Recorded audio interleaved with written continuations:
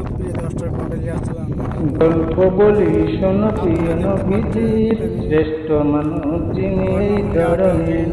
গল্প বলি শোনো প্রিয় নবীজির শ্রেষ্ঠ মানুষ যিনি এই ধরনের।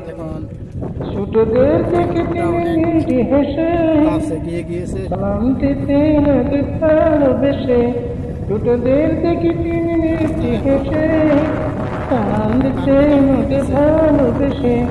চোখ দুটি ছিল তার শান্তির নীড়, চোখ দুটি ছিল তার শান্তির নীড়, পরম ঠিকানা যেন পরিদিকে। গল্প বলি শোনো প্রিয় নবীজির শ্রেষ্ঠ মানুষ যিনি ধরনের। যাদের ছিল না কোনো সহায় সাজা, তাদের ছিলেন তিনি বড় আপন।